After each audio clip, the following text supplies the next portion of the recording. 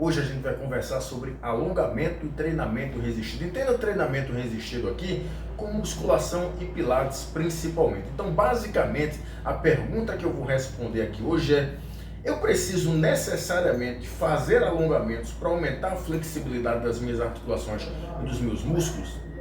Se eu fizer só musculação ou só pilates, eu já resolveria o problema no que diz respeito a melhorar a minha flexibilidade dos músculos, das articulações? E se eu juntar o treinamento de pilates com alongamentos ou musculação com alongamentos, eu potencializaria os efeitos em relação a aumentos na flexibilidade?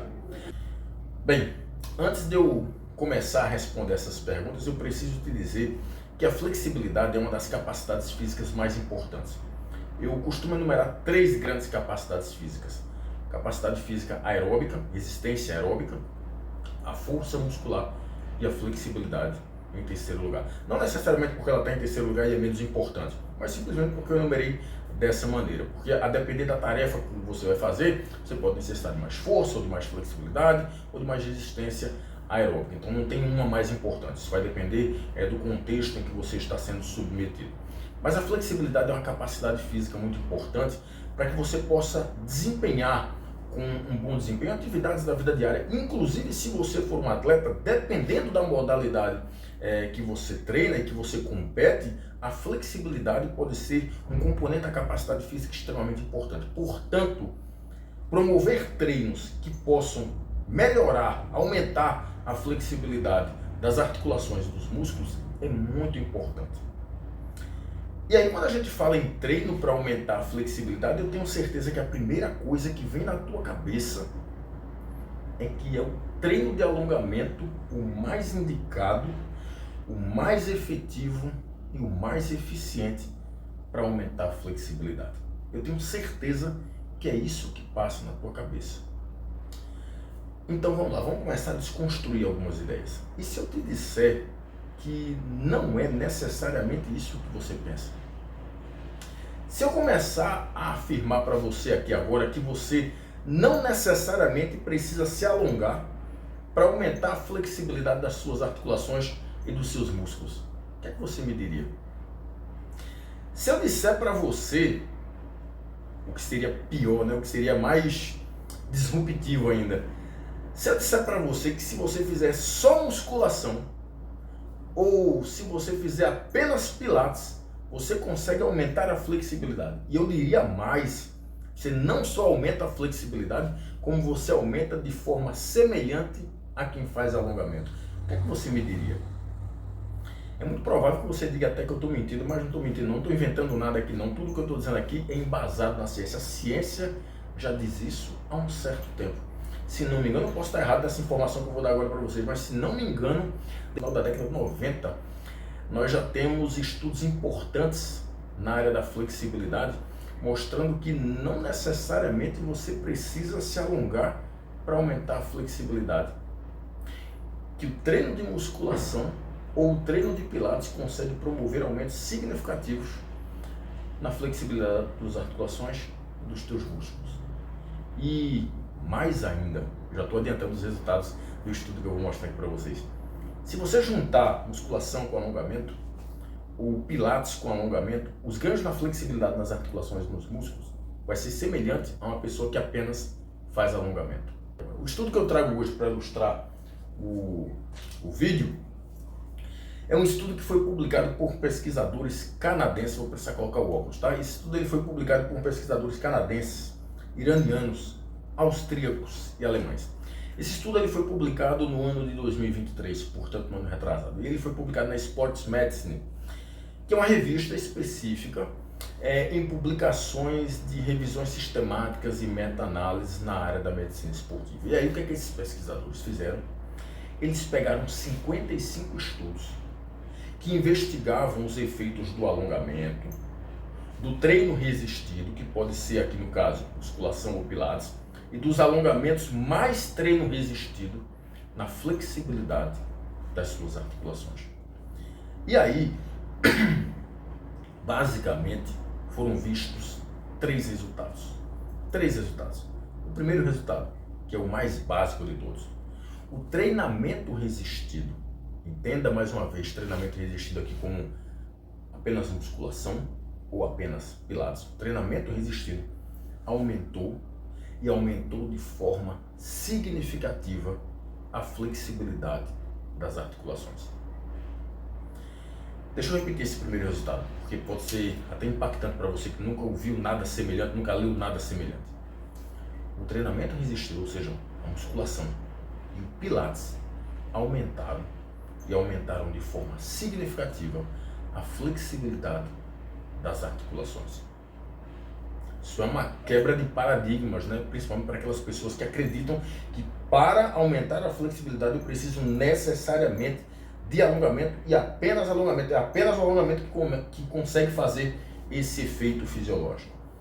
Segundo resultado importante, não houve diferenças significativas entre os alongamentos e o treinamento resistido para o ganho de flexibilidade das articulações. Ou seja, aquele grupo de indivíduos que apenas fizeram alongamentos e aquele grupo de indivíduos que apenas fizeram musculação ou apenas fizeram pilates ganharam flexibilidade, ganharam de forma significativa e semelhante, foi igual. A flexibilidade que o grupo do alongamento ganhou foi a mesma flexibilidade que o grupo da musculação ganhou e que o grupo do pilates ganhou. Terceiro achado importante, não houve diferenças entre você fazer o treinamento resistido, ou seja, musculação ou pilates, mais alongamentos ou apenas alongamentos. Os resultados foram semelhantes, ou seja, você adicionar o alongamento ao treinamento de musculação ou adicionar o alongamento ao treinamento de pilates, você não vai potencializar os efeitos, você não vai potencializar os ganhos na flexibilidade das articulações. Então, desses três resultados, dois são bem disruptivos, né? O primeiro é que o treinamento resistido consegue aumentar a flexibilidade das tuas articulações e o segundo resultado é que não há diferença entre fazer apenas alongamento e fazer apenas treinamento resistido, que os ganhos na flexibilidade das articulações foi semelhante. Você deve estar se perguntando como é que o treinamento resistido, como é que a musculação consegue promover aumento na flexibilidade? Como é que os exercícios de pilates conseguem promover aumentos na flexibilidade? Isso é uma dúvida que deve estar pairando na tua cabeça. Pois bem, o problema é que o treinamento resistido, pense principalmente a musculação, mas coloca aí o pilates também, porque eu não tenho muita experiência com pilates, eu trabalhei a minha vida toda e eu ainda trabalho com treinamento de musculação. O treinamento resistido, ele promove contrações excêntricas. Lembra que a contração excêntrica, de vez em quando eu vou falar em falha concêntrica, eu sempre falo isso, né? Todo movimento de musculação, vamos pensar aqui na musculação porque fica mais fácil para mim. Todo movimento de musculação, ele tem duas ações. Você tem a ação concêntrica e a ação excêntrica. Se a gente for pensar, por exemplo, no supino, a ação concêntrica é a ação de empurrar a barra e a ação excêntrica é a ação de descer a barra. Então, o que é que acontece? Quando eu estou fazendo a ação excêntrica, eu estou exercendo uma força resistiva que geralmente está sendo feita com uma carga mais alta, bem mais alta do que a carga mecânica do alongamento. E essas forças resistivas e feitas com cargas mais altas, na musculação e no pilates, fica atuando ali na unidade músculo-tendão que está se alongando. E esse ponto é um ponto extremamente importante e decisivo para o aumento da flexibilidade das articulações e dos músculos também. Você ainda pode estar meio resistente em relação a essa informação, né? Eu sei, a quebra de paradigma faz isso mesmo. Primeiro você gera uma negação, um sentimento de negação, até que com o tempo a gente vai apresentando mais e mais evidências científicas e aí você vai aceitando cada vez mais. Você deve estar se perguntando o seguinte, tá, mas peraí, é todo treino de musculação, por exemplo, que promove o aumento da flexibilidade? Depende de como esse treino é feito. Porque os treinos de musculação, por exemplo, que promovem aumentos na flexibilidade, são aqueles treinos feitos com amplitudes altas. Isso significa que ficar fazendo um determinado exercício de musculação com amplitudes parciais, naquele movimentozinho curtinho, isso não vai promover o aumento das tuas articulações. Isso significa que você vai fazer um supino, você mete peso no supino que você não consegue descer a barra até tocar no peito. Você fica fazendo só aquele movimento parcial. É muito pouco provável que esse movimento, que esse tipo de treino, esse exercício executado dessa maneira promova aumentos significativos na tua flexibilidade. Agora, quando você coloca uma carga adequada e você executa os movimentos com amplitudes altas, ou seja, vai fazer o supino, desce a barra do supino até o peito, vai fazer rosca direta, estende o cotovelo, sobe o cotovelo, vai fazer puxada, puxa a puxada até aqui a altura da clavícula, leva a barra lá para cima, vai fazer agachamento, agacha até embaixo, vai fazer leg press, desce o máximo possível. A partir do momento que você executa os exercícios de musculação com a maior amplitude possível, de preferência com amplitudes altas, mas caso você não consiga executar com amplitudes tão altas assim, ou com amplitudes completas, execute na maior amplitude possível. Então, quando você executa um treino de musculação, por exemplo, com amplitudes altas ou com a maior amplitude que você consegue executar, esse tipo de treino que promove aumentos na flexibilidade. E aí você pode estar se perguntando o seguinte: tá, mas espera aí, então é proibido fazer alongamento? Não disse que é proibido fazer alongamento. Eu não disse que o alongamento é uma coisa descartável, que pode ser jogada no lixo, vamos todo mundo fazer musculação, ou vamos todo mundo fazer pilates, que dá na mesma coisa. Não é assim que a coisa funciona. Existem casos e casos. Por exemplo, se você é um indivíduo que faz musculação e você não está com muito tempo para treinar, tu tem uma rotina muito agitada na tua vida, você não está com muito tempo, não tem nenhuma hora para treinar, você tem, sei lá, 30 minutos, 25 minutos. Naquela sessão de treino específica, para antes dos treinos ou depois dos treinos para dar uma alongada, pode ser perda de tempo. Então, nesse caso, você pode se dedicar apenas à musculação ou apenas ao pilates e não fazer alongamento. Você não vai ter diminuição na flexibilidade das articulações e muito menos dos músculos. Agora, se você é um atleta de uma determinada modalidade específica, o alongamento pode ser muito bem-vindo como forma de preparação para a prova. Você está ali antes da prova, você precisa dar uma aquecida, né? Dar uma soltada nas articulações.